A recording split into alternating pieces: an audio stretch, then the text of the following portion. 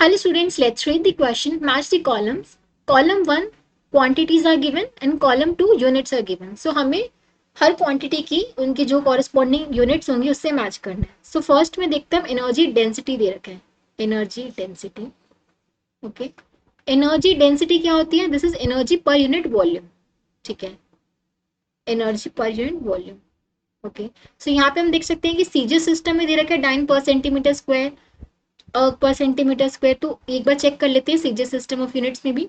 ठीक है, अब देखो एनर्जी, एनर्जी और वर्क की हमें पता है यूनिट सेम होती है, राइट. एनर्जी और वर्क का डायमेंशन सेम होता है, राइट. और वर्क हम कैसे डिफाइन करते हैं? फोर्स इनटू में डिस्प्लेसमेंट. तो इसको एनर्जी को मैं ऐसे भी लिख सकती हूँ, फोर्स इनटू में डिस्प्लेसमेंट. ठीक है, डिवाइड बाय नीचे वॉल्यूम. सिर्फ यूनिट्स निकालने के लिए मैंने लिखा है. अब फोर्स की यूनिट्स क्या होती है सीजीएस सिस्टम में? डाइन. और डिस्प्लेसमेंट की क्या होती है? सेंटीमीटर. ठीक है, और वॉल्यूम की क्या होंगी? Centimetre cube. तो यहाँ से एनर्जी डेंसिटी के क्या आ जाएंगे? डाइन अपॉन में सेंटीमीटर स्क्वायर. तो ये हमारा एक तो जो ए ऑप्शन है पी से मैच हो रहा है. ठीक है, उसके बाद देखो किलोग्राम मीटर पर सेकेंड, ये तो कभी भी नहीं आएगा. अगर इवन हम ऐसे ही सिस्टम में लिखेंगे तो डाइन का हम कैसे लिख सकते हैं? ग्राम. वन डाइन को हम ऐसे लिख सकते हैं ग्राम सेंटीमीटर पर सेकेंड लिख सकते हैं हम फोर्स को. ठीक है, और नीचे में सेंटीमीटर स्क्वायर है, तो एक तरह से ये ग्राम सेंटीमीटर -1 ये आ जाएगा. ठीक है, तो ये हमारा फिर भी, ये तो हमारा फिर भी करेक्ट नहीं आएगा. ओके, और किलोग्राम में कन्वर्ट करोगे तो ये किलोग्राम मीटर -1 सेकेंड स्क्वायर ये आ जाएगा. आप इसको अगर एसआई में कन्वर्ट करते हो और ये सीजीएस में. ठीक है, तो ऐसे भी लिख सकते हो और ऐसे भी लिख सकते हो, तो दोनों ही केसेस में ये मैच नहीं करेगा. अब देखो ये भी नहीं हो सकता. उसके बाद पास्कल. पास्कल देखो, पास्कल के लिए अब हमें पता है कि प्रेशर किसकी, पास्कल हमारी प्रेशर की यूनिट होती है.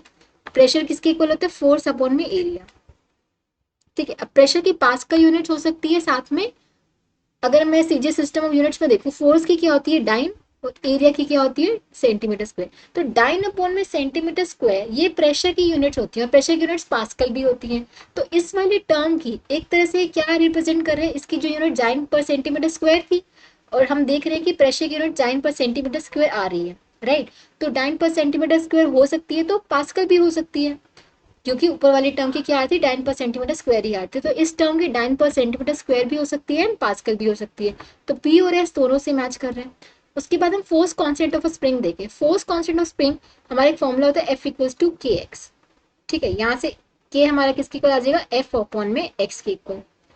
ये देखो, तो एफ अगर मैं सीजीएस में देखूँ तो ये हो जाएगा डाइन डिवाइड बाय एक्स की वैल्यू क्या हो जाएगी? सीजीएस में यूनिट हो जाएंगे सेंटीमीटर, तो इसका डाइन अपॉन सेंटीमीटर होगा. तो पी से तो मैच कर नहीं सकता.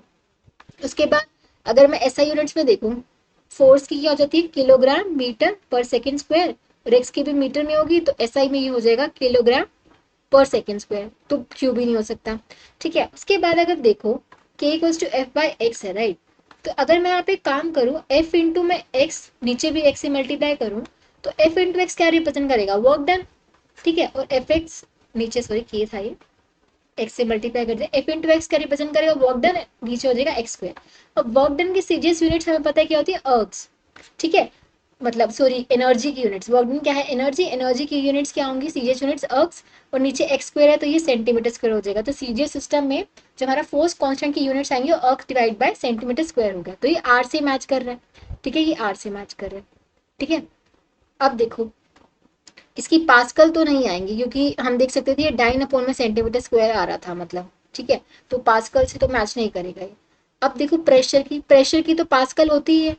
ठीक है, प्रेशर की पास्कल होती है, तो सी ऑप्शन का तो डायरेक्ट एक तो एस हो गया. और हमने देखा था प्रेशर की में डाइन अपॉन में सेंटीमीटर स्क्वायर भी निकाली, तो सी की हमारी पी से भी मैच करेगा, तो एस और पी दोनों हो जाएंगे. तो ए ऑप्शन का भी एस और पी आएगा और सी ऑप्शन का भी एस और पी आएगा. ठीक है, तो फर्स्ट ऑप्शन में ये देख सकते हैं कि ए का पी और एस दे रखे हैं और सी का भी पी और एस दे रखे हैं. और बी ऑप्शन का मेरा क्या आ रहा था? आर आ रहा था अर्ग पर सेंटीमीटर स्क्वायर. ठीक है, इसका पी और एस दोनों आ रहे हैं, और फोर्स कांस्टेंट का मेरा आर आ रहा था. अब area under force time graph, D का देखते हैं. Area under force time graph, अगर मेरे पास कोई फोर्स टाइम ग्राफ दे रखा है तो हमें पता है according to Newton second law force हमारा क्या होता है? डीपी बाई डी टी के इक्वल. तो डीपी हमारा यहाँ किसके इक्वल हो जाएगा? F D T. FDT दोनों साइड इंटीग्रेट करेंगे तो ये टर्म क्या रिप्रेजेंट कर रहा है, चेंज इन मोमेंटम देगा, और ये क्या रिप्रेजेंट कर रहा होगा, एरिया अंडर FT ग्राफ। तो एरिया अंडर FT ग्राफ हमें क्या देगा, मोमेंटम देगा, है ना, चेंज इन मोमेंटम देगा। तो अब ये जो टर्म है मोमेंटम रिप्रेजेंट कर रही है, और मोमेंटम की जो यूनिट्स होती हैं वो क्या होती है पता है, किलोग्राम मीटर पर सेकेंड, मास इंटू वेलोसिटी होता है ना मोमेंटम। ठीक है, तो मास की यूनिट्स क्या होगी, किलोग्राम, वेलोसिटी की होगी मीटर पर सेकंड। तो यहाँ से ये जो area under force time graph है वो मोमेंटम रिप्रेजेंट कर रहा है, मोमेंटम की यूनिट्स किलोग्राम मीटर पर सेकंड होती है। तो डी ऑप्शन मेरा क्यू से मैच कर रहा है। ठीक है, तो हम देख सकते हैं कि हमारा फर्स्ट ऑप्शन ही करेक्ट हो गया, A is matching with PS, B is matching with R, C is matching with PS and D is matching with Q। So option 1 is the correct choice. I hope आप सबको समझ आया होगा। Thank you so much.